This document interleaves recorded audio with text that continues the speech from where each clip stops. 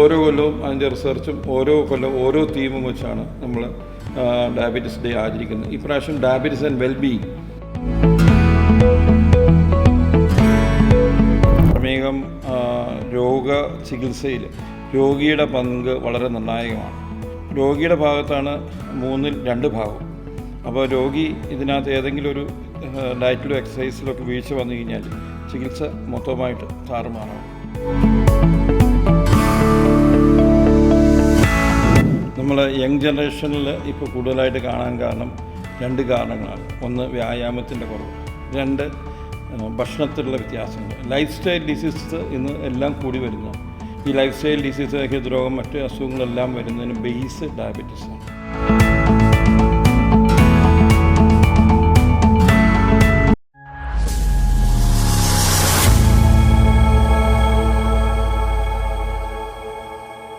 ഇന്ത്യയിലെ പ്രമേഹ രോഗത്തിൻ്റെ കേന്ദ്രങ്ങളിൽ ഒന്നായി മാറിക്കൊണ്ടിരിക്കുകയാണ് കേരളം. ഭക്ഷണരീതി, മാനസിക സമ്മർദ്ദം, ജീവിതശൈലി ഇവയെല്ലാം പ്രമേഹ രോഗത്തിൻ്റെ കാരണങ്ങളായിരുന്നു. ഈ രോഗത്തെക്കുറിച്ച് കൂടുതലായി അറിയുവാനും അതിനെക്കുറിച്ചുള്ള നമ്മുടെ സംശയങ്ങൾ ദൂരീകരിക്കാനുമായി നമ്മുടെ സെൻറ്റ് മേരീസ് ഹോസ്പിറ്റലിലെ ഡയറക്ടേഴ്സിലൊരാളും ജനറൽ മെഡിസിൻ മേധാവിയുമായ ഡോക്ടർ തോമസ് എബ്രഹാം സാറാണ് ഇന്ന് നമ്മളോടൊപ്പം ഉള്ളത്. Welcome sir.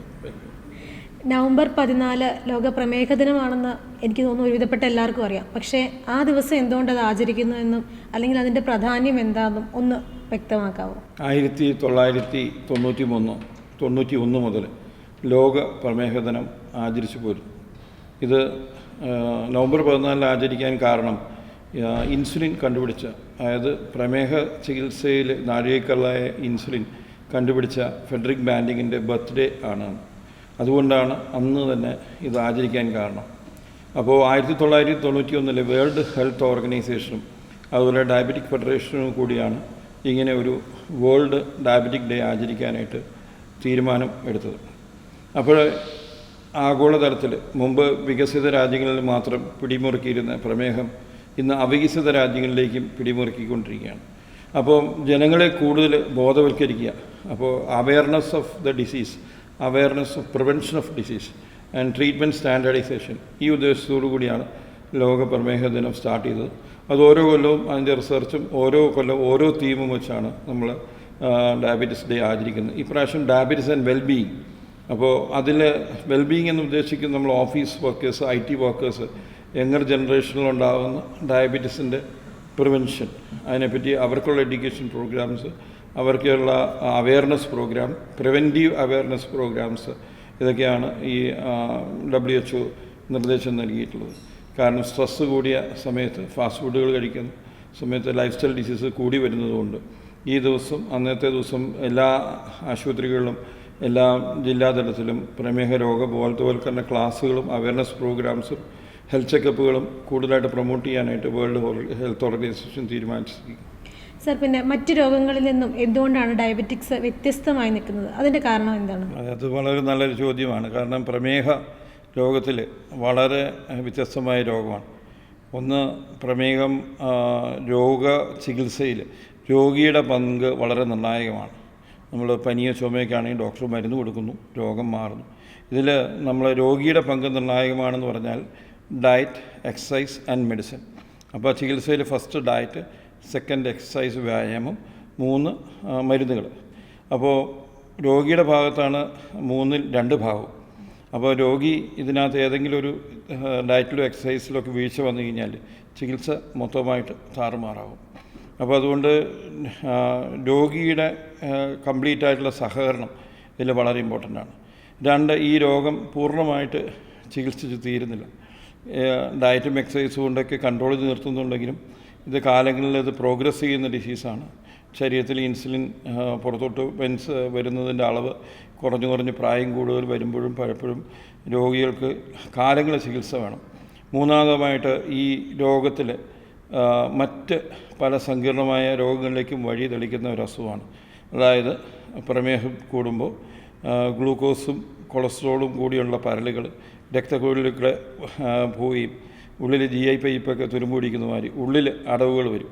ഇങ്ങനെ അടവ് വന്നിട്ട് ഹാർട്ടിന് അസുഖം വരിക, കിഡ്നിക്ക് അസുഖം വരിക, ഞരമ്പുകൾക്ക്, മേജർ ഞരമ്പുകൾക്ക് സ്ട്രോക്ക് പോലുള്ള അസുഖങ്ങൾ വരിക, കണ്ണിനെ ബാധിക്കുക, അതുപോലെ തന്നെ പെരിഫറൽ നെർവ്സ്, കൈകാലുകൾക്കുള്ള ചുറ്റുകൊള്ളുന്ന ന്യൂറോപ്പതി പോലുള്ള അസുഖങ്ങൾ വരിക, ഇങ്ങനെയുള്ള സാഹചര്യങ്ങൾ ഉണ്ടാക്കാവുന്ന ഒരു അസുഖമാണ്. അപ്പം മറ്റ് അസുഖങ്ങളിങ്ങനെ മൾട്ടി ഓർഗനെ അധികം ബാധിക്കാറില്ല. അടുത്തതായിട്ട് ഈ രോഗത്തിൽ മറ്റ് രോഗിയുടെ ബന്ധുക്കൾക്കും ഈ അസുഖം വരാൻ സാധ്യതയുണ്ട്. അപ്പോൾ രോഗിയുടെ ബന്ധുക്കൾക്കും ഈ അസുഖത്തെപ്പറ്റി ഒരു ത്രിമാനമായ ഒരു ഉൾക്കാഴ്ച ഉണ്ടാകേണ്ടതാണ്. പാരമ്പര്യമായിട്ട് വരുന്നതുകൊണ്ട് പാരമ്പര്യമായിട്ട് നമ്മൾ അപ്പനും അമ്മയ്ക്കും അസുഖം ഉണ്ടെങ്കിൽ 50% മുതൽ 80% വരെ ഒരു മകനോ മകൾക്കോ അസുഖം വരാൻ സാധ്യതയുണ്ട്. ഒരു അച്ഛനോ അമ്മയോ ഒരാൾക്കോ മാത്രം അസുഖം ഉണ്ടെങ്കിൽ അവർക്ക് 30 മുതൽ 40% വരെ രോഗം വരാൻ സാധ്യതയുണ്ട്. അങ്ങനെ ഒരു അസുഖമായതുകൊണ്ട് ഒരു 3D ആയിട്ടുള്ള ഐഡിയ രോഗത്തെപ്പറ്റി awareness even in the family ആവശ്യമാണ്. സർ, ഈ ഒരു സാഹചര്യത്തിൽ പ്രമേഹ രോഗികളുടെ എണ്ണം ക്രമാതീതമായി വർദ്ധിച്ചു വരുന്നുണ്ട്. നമ്മുടെ പണ്ടത്തെ അപേക്ഷിച്ച് ഇപ്പം രോഗികൾ ഒരുപാട് കൂടുതലാണ്. അതിനെക്കുറിച്ച് സാറിൻ്റെ അഭിപ്രായം എന്താണ്? എന്താ പറയാനുള്ളത്? അതായത് മറ്റ് സ്റ്റേറ്റ്സിനേക്കാളും കൂടുതൽ കേരളത്തിൽ ഇത് കൂടുതലായിട്ട് വരുന്നുണ്ട്. ഏതാണ്ട് 24% പെർസെൻറ്റേജാണ് നമ്മൾക്ക് പ്രമേഹ രോഗിയുടെ 100 പേരെ എടുത്താൽ 24 പേര് പ്രമേഹ രോഗികളാണെന്നാണ് കണക്കുകൾ പറയുന്നത്. ICMR നടത്തിയ പഠനം. ഇതുപോലെ തന്നെ 12 മുതൽ 15% വരെ പ്രീ ഡയബറ്റിക് സ്റ്റേജിലാണ്. അതായത് പ്രമേഹത്തിന് തൊട്ട് മുമ്പുള്ള ഒരു സമയമാണ് പ്രീ ഡയബറ്റിക് സ്റ്റേജ്. വരാൻ ചാൻസ് അല്ല, ഒരു ചെറിയ ലോ ആയിട്ട് സബ്റ്റിലായിട്ട് നിൽക്കുന്നൊരവസ്ഥ. അപ്പോൾ രോഗിക്ക് ഇതിനെപ്പറ്റി അറിയണമെന്നില്ല, രോഗലക്ഷണങ്ങളൊന്നും ഉണ്ടാവില്ല. റെഗുലറായിട്ട് ഹെൽത്ത് ചെക്കപ്പ് എടുക്കുന്നവർക്ക് മാത്രമേ ഇതിനെപ്പറ്റി അറിയാൻ സാധിക്കുള്ളൂ. അതായത് ഒരു ഫാസ്റ്റിംഗ് ഷുഗർ 126 വരെ പ്രീ ഡയബറ്റിക് ആയിട്ടാണ് നമ്മൾ കൂട്ടുന്നത്. 100 മുതൽ 126 വരെ. ഒരു 180 മുതൽ 200 വരെ പ്രീ ഡയബറ്റിക് ആയിട്ടാണ് നമ്മൾ എടുക്കുന്നത്. ഈ പ്രീ ഡയബറ്റിക് സ്റ്റേജിൽ അധികം രോഗലക്ഷണങ്ങൾ ഉണ്ടാകണമെന്നില്ല. അപ്പോൾ റെഗുലറായിട്ട് ഹെൽത്ത് ചെക്കപ്പ് ചെയ്യുമ്പോൾ HbA1c എന്ന് പറഞ്ഞ ടെസ്റ്റ് നമ്മൾ 6.4 വേണ്ടുന്നത് ക്രമാതീതമായി കൂടിയിരിക്കുന്നതായിട്ട് കാണാം. അതും ഈ പ്രീ ഡയബറ്റിക് സ്റ്റേജിൽ തന്നെ നമുക്കറിയാൻ സാധിക്കും. അപ്പോൾ പലപ്പോഴും ഹെൽത്ത് ചെക്കപ്പിന് ഇപ്പോഴത്തെ IT കമ്പനീസിനൊക്കെ ഇയർലി ഹെൽത്ത് ചെക്കപ്പ് ഉള്ളപ്പോഴാണ് പലപ്പോഴും ഷുഗറുള്ളതായിട്ട് കാണുന്നത്. ആ പ്രീ ഡയബറ്റിക് സ്റ്റേജിലുള്ള 15% ആൾക്കാർ ഡാറ്റ അനുസരിച്ച് 3-4 വർഷത്തിനുള്ളിൽ ഡയബറ്റിക് ആവുന്നുണ്ട്. അതുവരെ ശരീര വ്യായാമങ്ങൾ ക്രമമായിട്ട് ചെയ്യും, എക്സസൈസ് ചെയ്യും, ഭക്ഷണ പദ്ധതികൾ കറക്റ്റായിട്ട് നോക്കിയാൽ അവർക്ക് ഇതിൽ നിന്നും മാറി നിൽക്കാൻ സാധിക്കും. അപ്പോൾ പണ്ട് 40 വയസ്സിലാണ് ഈ അസുഖം വന്നിരുന്നെങ്കിൽ ഇന്ന് ചെറുപ്പക്കാർ വരുന്നുണ്ട്. അപ്പോൾ അതുകൊണ്ട് ഈ അസുഖം ഇന്ന് ഒരു സാംക്രമിക കോവിഡൊക്കെ എന്നതുപോലെ എന്ന് പറയത്തില്ലെങ്കിലും അതിനോട് അടുത്ത രീതിയിൽ ഇത് വ്യാപനം ചെയ്തിട്ടുണ്ട്. ഓക്കെ സാർ, ഏകദേശം ഒരു 30 വർഷത്തോളമായി ആരോഗ്യരംഗത്ത് സേവനം അനുഷ്ഠിക്കുന്നു. പണ്ടുണ്ടായിരുന്നൊരു പ്രമേഹ രോഗികളുടെ ഇതും ഇപ്പോഴത്തേതും തമ്മിൽ എന്തെങ്കിലും ഒരു വ്യത്യാസം അല്ലെങ്കിൽ എന്താ കാരണം അതൊന്ന് പറയാൻ പറ്റുമോ? അത് പറയുകയാണെങ്കിൽ പണ്ട് നമ്മൾ പ്രാക്ടീസ് 30 വർഷം തുടങ്ങുമ്പോൾ രോഗികൾ വരുമ്പോൾ നമ്മൾ ഒരു 40 വയസ്സാകുമ്പോൾ മാത്രമേ അവരുടെ ഷുഗറൊക്കെ ചെക്ക് ചെയ്യാറുള്ളൂ. ഒരു 35 ഇയേഴ്സിന് ശേഷം 35 വർഷത്തിന് ശേഷം മാത്രമേ നമ്മൾ ഷുഗർ ചെക്ക് ചെയ്യാറുള്ളൂ. ഇതൊരു 1990കളുടെ കാര്യങ്ങളാണ് പറയുന്നത്. പക്ഷേ ഇന്ന് നമ്മൾക്ക് ഒരു 20 വയസ്സ് മുതൽ നമുക്ക് പ്രമേഹം കാണാൻ സാധിക്കുന്നുണ്ട്.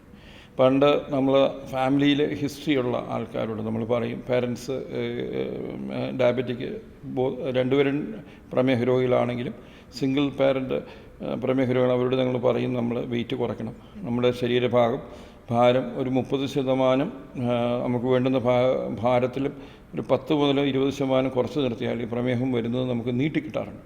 ഒരു 40 എന്നുള്ളത് 45 വയസ്സ് വരെ കിട്ടാറുണ്ട്.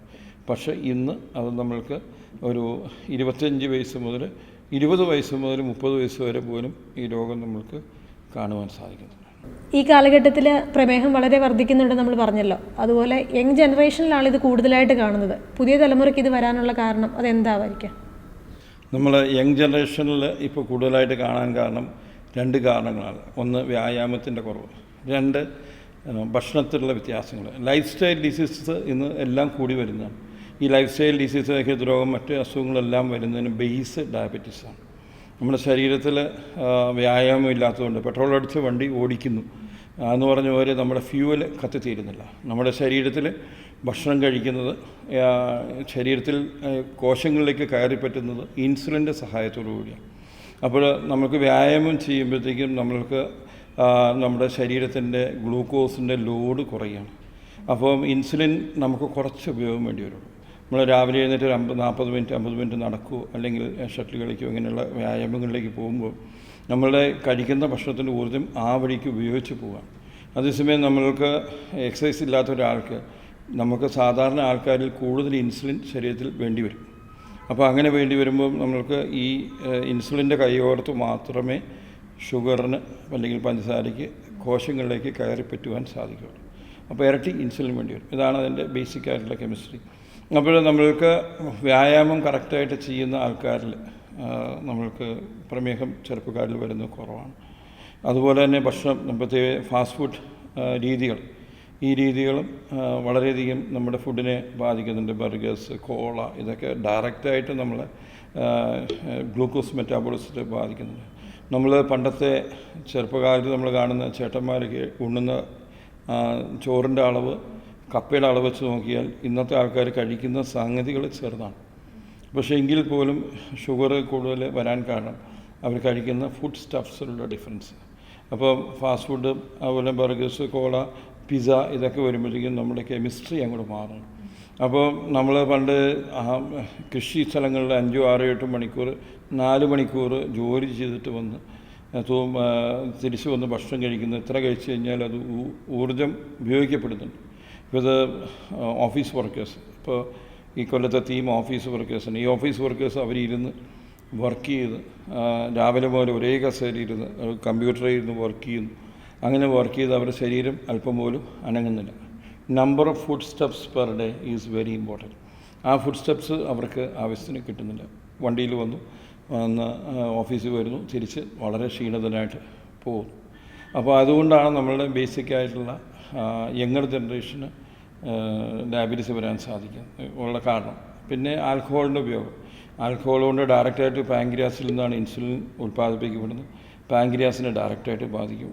ഇതുകൂടാതെ പല മേഖലയിൽ ഇത് പ്രവർത്തിച്ച് നമ്മളുടെ ഊർജം, അത് കൂടുതൽ കലോറീസ് നമ്മുടെ ശരീരത്തിൽ ചെല്ലുന്നു.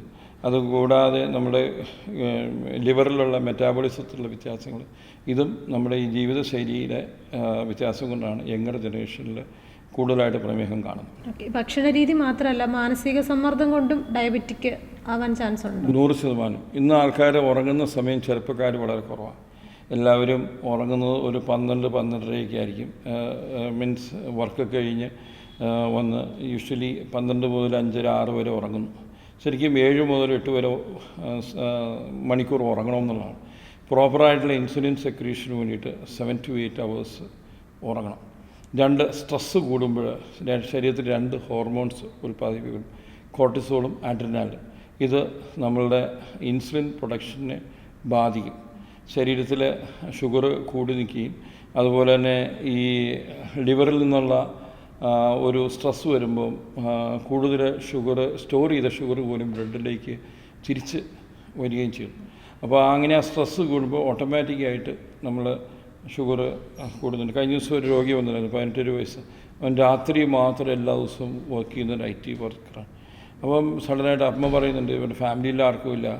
കുറച്ച് അവൻ്റെ ജോലി രാജിവെപ്പിച്ച് തിരിച്ച് റിട്ടേൺ അടിച്ച് ഡേ വർക്കിലേക്ക് മാറ്റി കഴിഞ്ഞപ്പം ടോട്ടലി ചേഞ്ച് വന്നിട്ടുണ്ട്. പക്ഷെ അവന് ഭാവിയിൽ വരാൻ സാധ്യതയുണ്ട്. ഇൻസുലിൻ്റെ ഉൽപ്പാദനത്തിൻ്റെ കെമിസ്ട്രിയിലൊരു ചേഞ്ചുള്ള ഒരാൾക്കേ ഉള്ളൂ ഇത് വരുന്നത്. ഞാൻ മുമ്പ് പറഞ്ഞതുപോലെ 40 വർഷത്തിൽ വരാനിരുന്ന നേരത്തെ നമ്മൾക്ക് ലഭിക്കുന്നതിന് കാരണം ഈ ലൈഫ് സ്റ്റൈലിലുള്ള changes, lack of exercise. 3rd is stress. ഇപ്പോൾ എല്ലാവരും പ്രൊഫഷണലി കോർപ്പറേറ്റ്സും MNCസിൻ്റെയും കൂടെ നിന്ന് വർക്ക് ടൈമിങ്സ് എല്ലാം ഭയങ്കര ഇറാറ്റിക്കാണ്. ഫുഡൊക്കെ എപ്പോഴെങ്കിലും കഴിച്ചു, വീട്ടിൽ ചെന്ന് കഴിഞ്ഞാൽ മക്കളോട് അല്പം കളിച്ച് ചിരിച്ച് സമയം കളയാനുള്ള സമയമില്ല. ഇതെല്ലാം കൊണ്ട് അവർക്ക് കിട്ടുന്ന സാറ്റർഡേ സൺഡേ ആണെങ്കിലും അവർക്ക് റിലാക്സ് ചെയ്യാൻ പറ്റുന്നുള്ളൂ. അപ്പോൾ നമ്മുടെ സിർക്കാഡിയൻ റിതം ഓഫ് ദ ഹോർമോൺസിലൊരു ചേഞ്ച് വരുന്നുണ്ട്.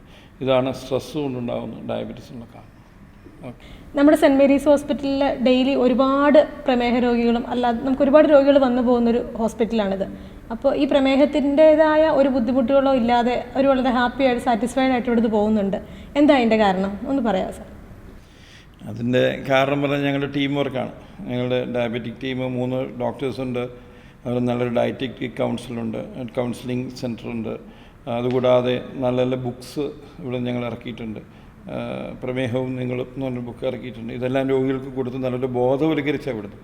ഇതുകൂടാതെ മറ്റ് സങ്കീർണതകൾക്കുള്ള എല്ലാ സൗകര്യങ്ങളും, കിഡ്നിക്കുള്ള മീൻസ് ഡോക്ടർ, ഹാർട്ടിൻ്റെ ഡോക്ടർ, അതുപോലെ തന്നെ ന്യൂറോ ഡോക്ടർമാർ, ഇതെല്ലാം ഉള്ളതുകൊണ്ട് ഒരു ടീമായിട്ടാണ് ഈ കോംപ്ലിക്കേഷൻസ് ട്രീറ്റ് ചെയ്യാനുള്ള ഒരു ടീം തന്നെയായിട്ട് ഞങ്ങൾ വർക്ക് ചെയ്തു.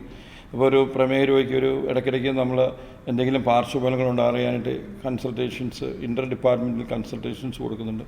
നല്ലൊരു ഡയറ്ററ്റിക് ഡിപ്പാർട്ട്മെൻറ്റ് ഉണ്ട്. അപ്പോൾ അവർക്ക് ഒരു രോഗി വരുന്ന ഒരിക്കലും നമ്മൾ മെഡിസിൻ തുടങ്ങുകയല്ല ചെയ്യുന്നത്. പ്രോപ്പറായിട്ടുള്ള ബോധവൽക്കരണം 1, 2 ഡയറ്റിനും എക്സസൈസിനും ശരിക്കും ട്രെയിൻ ചെയ്യാം. പല യുവജനങ്ങളും വരുമ്പോൾ അവരൊരു വ്യാധിയോട്, ശരിക്കും പ്രമേഹം ഉണ്ടെന്ന് പറയുമ്പോൾ അവർക്കൊരു ആഗണിയാണ്, ഒരു വിഷമമാണ്. പക്ഷെ അവർ നമ്മളോട് നല്ലപോലെ ഒന്ന് അഷ്വർ ചെയ്ത് ഞങ്ങളും നിങ്ങളുടെ കൂടെയുണ്ട്, ഇത് നിസ്സാരമായിട്ട് തീരുന്ന രോഗമാണ്, പക്ഷേ നിങ്ങൾ സൂക്ഷിക്കണം. നമ്മൾ അവർക്ക് റിലാക്സേഷൻ കൊടുക്കുകയും എന്നാൽ ഡയറ്റിലും എക്സസൈസിലും അവർക്ക് നല്ല ബോധവൽക്കരണവും ടൈറ്റ്നസ്സും കൊടുത്തുകൊണ്ട് ഒരു ടീമായിട്ട് വർക്ക് ചെയ്യുന്നത് കൊണ്ട് വലിയൊരു വോളിയം ഓഫ് ഡയബറ്റീസ് ഇവിടെ ചികിത്സിക്കപ്പെടുന്നുണ്ട്. അതിൻ്റെ കോംപ്ലിക്കേഷൻസിൻ്റെ ആയിട്ട് പല കാർഡിയോളജിയും നെഫ്രോളജിയിലും എല്ലാം ഉള്ള ഡിപ്പാർട്ട്മെൻറ്റൽ സൗകര്യങ്ങളുള്ളതുകൊണ്ട് അതിൻ്റേതായ രീതിയിൽ സാറ്റിസ്ഫൈഡ് ആയിട്ട് പോകുന്നതെന്ന് തോന്നുന്നു ഈ പറഞ്ഞതുപോലെ. സാറ് വളരെ ചെറിയ പ്രായത്തിൽ തന്നെ പ്രമേഹം കണ്ടുവരുന്നുണ്ട് ഇപ്പോൾ ഒരുപാട് പേരിലും. അപ്പോൾ ഈ യങ്ങർ ജനറേഷനിൽ, അതായത് 30 വയസ്സിൽ താഴെയുള്ള ആൾക്കാരൊക്കെ വരുമ്പം ഓൾറെഡി അവർക്കൊരു മാനസിക ബുദ്ധിമുട്ടും കാണും, ടെൻഷനൊക്കെ ഉണ്ടാവും. അവരെങ്ങനെയാണ് ഹാൻഡിൽ ചെയ്യുന്നത്? നമ്മൾ സാധാരണയായിട്ട് ഈ പ്രമേഹ രോഗി ഉള്ള മീൻസ് ഫാമിലീസിൻ്റെ പിള്ളേർ കൂടെ വരുമ്പോൾ അപ്പം തന്നെ എഡ്യൂക്കേഷൻ തുടങ്ങും. വീൽ ടെൽ ദം, മോനെ സൂക്ഷിച്ചോ, വെയിറ്റ് പിടിച്ചോ, ഫാദറിനും മദറിനും ഡയബറ്റീസ് ഉണ്ട്, അതുകൊണ്ട് ഫുഡ് സൂക്ഷിച്ചോ, നടക്കാൻ പോയിക്കോ, എക്സസൈസിന് പോക്കോ, ജിമ്മിൽ വർക്കൗട്ട്, യങ്ങർ ജനറേഷനോട് ജിമ്മിൽ പോകാൻ പറയും. അപ്പോൾ അവർക്ക് ഒരു അഡ്വൈസ് അപ്പോഴേ കൊടുത്ത് നമ്മൾ സ്ഥിരമായിട്ട് ചികിത്സിക്കുന്ന വർഷങ്ങളായിട്ട് വരുന്ന ഫാമിലീസിനെ നമ്മളങ്ങനെ ഗ്രൂം ചെയ്തിട്ടുണ്ടാവും ജനറൽ. അപ്പോൾ അല്ലാത്തൊരാൾ വരുമ്പോൾ ഡയബറ്റീസ് വന്നു, അപ്പോൾ അവർക്ക് ഇനി ഭക്ഷണം കഴിക്കാൻ പറ്റില്ല, ഇനി ലൈഫിൽ ഷുഗർ കഴിക്കാൻ പറ്റില്ല, ഇനി ലൈഫിൽ ബർഗർ കഴിക്കാൻ പറ്റില്ല, ലൈഫിൽ കോള കഴിക്കാൻ പറ്റില്ല, പേസ്റ്റ് കഴിക്കാൻ പറ്റില്ല എന്നൊരു ആദ്യമൊക്കെ ഉണ്ടാവും. അപ്പോൾ നമ്മൾ ആദ്യം അവർക്ക് പറയുന്നത് ടെമ്പററി ആയിട്ടുള്ളൊരു കാര്യമാണ് എന്ന് തന്നെ അവരോട് പറയുക. പലപ്പോഴും ടെമ്പററി അല്ലെങ്കിലും, പക്ഷേ അവർ കുറച്ച് ഒരു 2-3 വിസിറ്റ് കഴിയുമ്പോഴത്തേക്കും ഡയറ്റ് കൗൺസിലിങ്ങും അവയർനെസ് പ്രോഗ്രാംസും അവയർനെസ് ബുക്കൊക്കെ കൊടുത്ത് അവർക്ക് എഡ്യൂക്കേഷൻ കൊടുത്തു കഴിയുമ്പോൾ they come into that line. ആ ഒരു അസുഖം ഉൾക്കൊണ്ട് തുടങ്ങും. ഈ ഉൾക്കൊണ്ട് കഴിയുമ്പോൾ നമ്മൾ അവരുടെ കറക്റ്റായിട്ടുള്ള എക്സസൈസ് ട്രെയിനിങ്സ് പറഞ്ഞു കൊടുക്കും, ഡയറ്റ് ട്രെയിനിങ്സും പറഞ്ഞു കൊടുക്കും. അപ്പോൾ അവർ സാധാരണ 99% ഓഫ് ദി ആൾക്കാർക്കും അതിനോടൊരു means they abide to the നമ്മുടെ കൊടുക്കുന്ന ഇൻസ്ട്രക്ഷനോടുകൂടി യോജിച്ച് പോവുകയാണ് ചെയ്യുന്നത്. അപ്പോൾ അതുകൊണ്ട് അവർക്ക് ആദ്യത്തെ ഉണ്ടാകുന്ന ആഘാതത്തിൽ അവർ വളരെ കംഫോർട്ട് ചെയ്ത് പേരൻസിനോടും പറഞ്ഞ് അവർക്ക് മിക്കവാറും ഉള്ളവർക്ക് പാങ്ക്രിയാസിൻ്റെ കല്ല് ഉള്ളവർക്കും അങ്ങനെ, അല്ലെങ്കിൽ അമിതമായി മദ്യം കഴിക്കുന്നവർക്കൊക്കെ പേരൻസിന് അസുഖമില്ലാതെ വരുന്ന അവസ്ഥകൾ വരാറുണ്ട്. അപ്പോൾ നമ്മൾ ആ സമയത്ത് അവരുടെ ഭാവിയിൽ വരാൻ പറ്റുന്ന കോംപ്ലിക്കേഷൻസ് ഒന്നും പറയത്തില്ല. ചിലവരിക്കും കല്യാണം കഴിക്കാൻ, ഞാൻ പറഞ്ഞു എന്തായാലും കല്യാണം കഴിക്കാൻ, പ്രമേഹമില്ലാത്തവരെ കല്യാണം കഴിക്കാൻ കിട്ടത്തില്ല. 24% ആൾക്കാർ ഇന്ന് പ്രമേഹ രോഗികളാണ്. 18% ആൾക്കാർ, 12% ആൾക്കാർ ഇന്ന് പ്രീ ഡയബറ്റിക് സ്റ്റേജിലായിരിക്കുമ്പോൾ നാച്ചുറലായി ഇതൊരു നാച്ചുറൽ ഒരു ഡിസീസായിട്ട് പൊങ്ങി വരുന്ന ഒരു കാലമാണ്. ഡയബറ്റിസ് ആൻഡ് വെൽബീയിങ് ആണല്ലോ ഈ വർഷത്തെ നമ്മുടെ പ്രമേഹ ദിനത്തിൻ്റെ മോട്ടോ. ഈ ലോക പ്രമേഹ ദിനത്തിൽ സാറിന് നമ്മുടെ ജനങ്ങളോട് എന്താണ് സംസാരിക്കാനുള്ളത്? ഇത് ഡയബറ്റിസ് ആൻഡ് വെൽബീയിങ് എന്ന് പറഞ്ഞത് ബേസിക്കലി യുവജനങ്ങൾക്കും അതുപോലെ വർക്കിംഗ് ക്ലാസ്സിനും വേണ്ടിയിട്ടുള്ള മെസ്സേജാണ്. അപ്പോൾ അത് കുറഞ്ഞ 50 വയസ്സ് താഴെയുള്ളവർക്ക് ഉദ്ദേശിച്ചാണ്, വർക്കിംഗ് ക്ലാസ്സിനാണ്. അപ്പോൾ ഈ വർക്കിംഗ് ക്ലാസ്സിന് ശരിക്കും പറയുകയാണെങ്കിൽ അവർക്ക് ഏറ്റവും അറിഞ്ഞിരിക്കേണ്ടത് നമ്മുടെ ഇന്ന് കേരളത്തിൽ 76% ആൾക്കാർക്കും സെഡൻറ്ററി ലൈഫാണ്. നമ്മൾ ICMR നടത്തിയ പഠനത്തിൽ അവരാവശ്യത്തിന് ഫിസിക്കൽ ആക്ടിവിറ്റി, വ്യായാമമില്ല. അവിടെയാണ് ബേസിക് ആയിട്ടുള്ള പ്രശ്നം. എല്ലാവരും ജീവിത തിരക്കിലാണ്, ഭാര്യയും ഭർത്താവും ജോലി ചെയ്യുന്നു. അപ്പോൾ അവർക്ക് രാവിലെ എഴുന്നേറ്റ് എക്സസൈസ് എന്നുള്ളൊരു കാര്യം അവരുടെ ഒരു മനസ്സിലില്ല. അപ്പോൾ എവറി ഡേ ഒരു 40-50 മിനിറ്റ്സ് ഓഫ് വാക്ക്, അതാണ് ഏറ്റവും സേഫായിട്ടുള്ള എക്സസൈസ്. ചെറുപ്പക്കാരിൽ അല്ലാത്ത എക്സസൈസും ചെയ്യാൻ പറ്റും. പ്രായമായവരിൽ നമ്മൾ അധികം വ്യായാമം ചെയ്യേണ്ടെന്ന് പറയുന്നത് കാരണം അവർക്ക് ചിലപ്പോൾ കാലിൻ്റെ മീൻസ് ഞരമ്പിൻ്റെ പാർശ്വഫലങ്ങളുകൊണ്ട് കാലിന് പ്രോപ്പറായിട്ടുള്ള സ്പർശന ശക്തി ഉണ്ടാവില്ല, ഹാർട്ടിൻ്റെ അഞ്ചൈന ഉള്ളവരായിരിക്കാം, BP ഉള്ളവരായിരിക്കും. അപ്പോൾ പ്രോപ്പറായിട്ടുള്ളൊരു ഹെൽത്ത് ചെക്കപ്പ് എടുക്കാതെ പ്രായമായവർക്ക് നമ്മൾ കൂടി എക്സസൈസ് പറയാറില്ല. അവർക്ക് 50 മിനിറ്റ്സ് 40 മിനിറ്റ്സ് വാക്കാണ് പറയുന്നത്. അപ്പം ചെറുപ്പക്കാർ അവർക്ക് they can go to gyms or anything. ഈ 30 വയസ്സ് താഴെയുള്ളവർക്കൊക്കെ അവർക്ക് വലിയ ഫലങ്ങളുണ്ടാകാനുള്ള സമയമായിട്ടില്ല. So they can go to gym, they can go for workouts. Shuttle കളിക്കാൻ പോകും, അങ്ങനെയുള്ള വ്യായാമങ്ങളിൽ ഏർപ്പെടണം. അപ്പോൾ രണ്ടാമതായിട്ട് 42% ആൾക്കാർക്കും ശരീരത്തിൽ ഭാരം കൂടുതലുണ്ട്. ഇപ്പം ഒന്ന് ഫിസിക്കൽ ആക്ടിവിറ്റി കൂടെ ഭാരം കൂടുതലുണ്ട്. ഈ ഭാരം കൂടുതൽ തന്നെ ഏറ്റവും കൂടുതൽ പ്രമേഹം ഉണ്ടാകുന്നത് വയറുകൊണ്ടാണ്. നമ്മുടെ നാട്ടിൽ കേരളത്തിൽ വയറുള്ളവർ കൂടുതലുണ്ട്. അപ്പോൾ അതിൽ 52% പേർക്കും അബ്ഡോമിനൽ ഒബേസിറ്റി, നമ്മൾ പുറമേ കാണുന്നത് വയറിൻ്റെ കനം കൂടാതെ ഉള്ളിൽ ഒരു തിക്നെസ് ഓഫ് ഫാറ്റ് ഉണ്ട്. ഇതാണ് ശരിക്കും നമ്മുടെ ലൈഫ് സ്റ്റൈൽ ഡിസീസിൻ്റെ ഏറ്റവും വലിയ റിസ്ക്. അപ്പോൾ എക്സസൈസും വർക്കൗട്ടും ചെയ്യുമ്പോൾ നമുക്ക് ഇതെല്ലാം കറക്റ്റാവും. രണ്ടാമതായിട്ട് വാക്കിങ് അല്ല എക്സസൈസ് ചെയ്യുമ്പോൾ നമുക്ക് ഷുഗർ യൂട്ടിലൈസേഷൻ, നടക്കുമ്പോൾ പ്രത്യേകിച്ച് നമ്മൾക്ക് പിന്നെ ഈ ഹാർട്ടിനൊക്കെ കൊളാറ്ററൽ സർക്കുലേഷൻസ് ഉണ്ടാകുന്നു, കൊളസ്ട്രോൾ കുറയുന്നു, അമിതഭാരം കുറയുന്നു. പിന്നെ ഇത് കൂടാതെ ഹാപ്പി ഹോർമോൺസ് പ്രൊഡ്യൂസ് ചെയ്യുന്നു. എൻഡോർഫിൻ എന്ന് പറഞ്ഞ് ഹാപ്പി ഹോർമോൺസ് ഒരു 40 മിനിറ്റ്സ് വാക്കിന് മുകളിൽ നമ്മൾക്ക് തലച്ചോറിൽ ഉൽപ്പാദിപ്പിക്കപ്പെടുന്നു.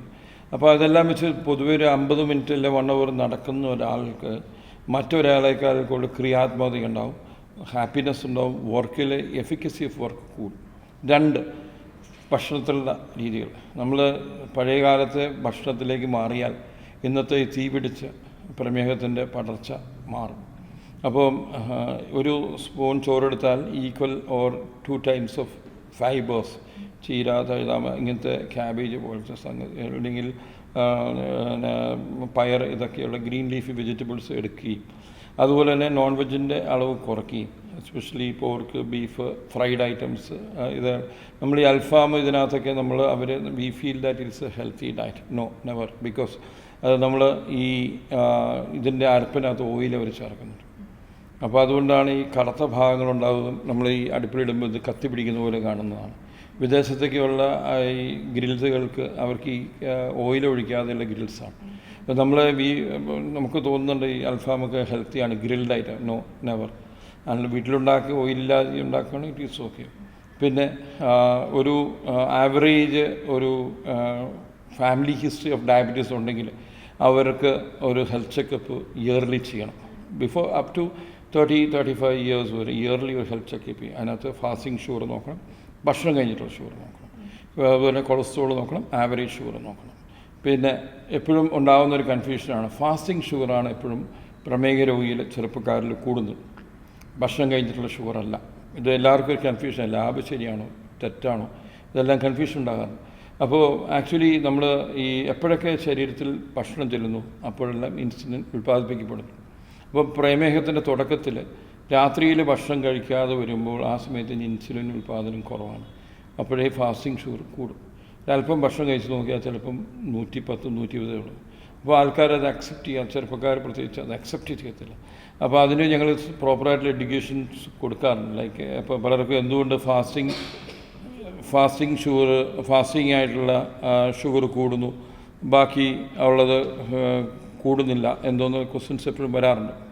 അപ്പോൾ ദിസ് ആർ ദ ഒന്ന് പ്രോപ്പറായിട്ടുള്ള physical activity, second diet, yearly health checkup, especially sedentary life style എന്ന് പറഞ്ഞാൽ ഇരുന്ന് വർക്ക് ചെയ്യുന്നവർ. അതാണ്. പിന്നെ മാനസിക സമ്മർദ്ദം കുറയ്ക്കാനുള്ള ശ്രമങ്ങൾ നടത്തുക. പലപ്പോഴും മാനസിക സമ്മർദ്ദം കൊണ്ട് മാത്രം, ഇപ്പോൾ പ്രത്യേകിച്ച് ഫാമിലിയിൽ എന്തെങ്കിലും പിന്നെ പിള്ളേരെ കല്യാണം കഴിച്ചു വിടുമ്പോൾ ആ സമയത്തൊക്കെ അമ്മമാരുടെ ഷുഗർ ഷൂട്ട് ചെയ്യുന്നതാണ്. അതിന് കാരണം ഈ കോർട്ടിസോളും അഡ്രിനാലിൻ്റെയൊക്കെ പ്രവർത്തനം കൂടി വരുമ്പോൾ ആ ഓട്ടോമാറ്റിക്കായിട്ട് നമ്മുടെ കൺട്രോളിൽപ്പെടാതെ ഈ ഡയബറ്റീസ് പൊങ്ങി വരുന്നത്. ഇതാണ് പറയാനുള്ളത്. ഈ ലോക പ്രമേഹ ദിനത്തിൽ നമ്മളോടൊപ്പം ഉണ്ടായിരുന്നത് തൊടുപുഴ സെൻറ്റ് മേരീസ് ഹോസ്പിറ്റലിലെ ഡയറക്ടറും ജനറൽ മെഡിസിൻ മേധാവിയുമായ ഡോക്ടർ തോമസ് എബ്രഹാം സാറാണ്. ഈ വിഷയത്തെക്കുറിച്ച്, പ്രമേഹത്തെക്കുറിച്ച് നമുക്ക് ഒരുപാട് കാര്യങ്ങൾ നമ്മൾ ചെയ്യേണ്ടതും നമ്മൾ നിയന്ത്രിക്കേണ്ടതുമായ പാരമ്പര്യം, അങ്ങനെയുള്ള ഒരുപാട് കാര്യങ്ങൾ സാറ് നമ്മളോട് എക്സ്പ്ലെയിൻ ചെയ്തു തന്നു. ഈ ഒരു സാഹചര്യത്തിൽ നമ്മളോടൊപ്പം ചെലവഴിച്ചതിനും നമുക്ക് ഈ പ്രമേഹ ദിനത്തിൽ ഇത്രയും വാല്യുബിളായിട്ടുള്ള കാര്യങ്ങൾ നമുക്ക് പറഞ്ഞു തന്നതിനും സാറിനോട് നന്ദി പറയുന്നു. Thank you sir. പ്രമേഹ രോഗം നമ്മളെ നിയന്ത്രിക്കാതിരിക്കട്ടെ, നമുക്ക് പ്രമേഹത്തെ നിയന്ത്രിക്കാം എന്നൊരു സന്ദേശമായി സെൻറ്റ് മേരീസ് ഹോസ്പിറ്റലിൻ്റെ ഈ പ്രമേഹ ദിനത്തിലെ പോഡ്കാസ്റ്റ് എപ്പിസോഡ് വൈൻഡപ്പ് ചെയ്യുകയാണ്. നന്ദി. വീണ്ടും ഒരു എപ്പിസോഡുമായി വീണ്ടും കാണാം.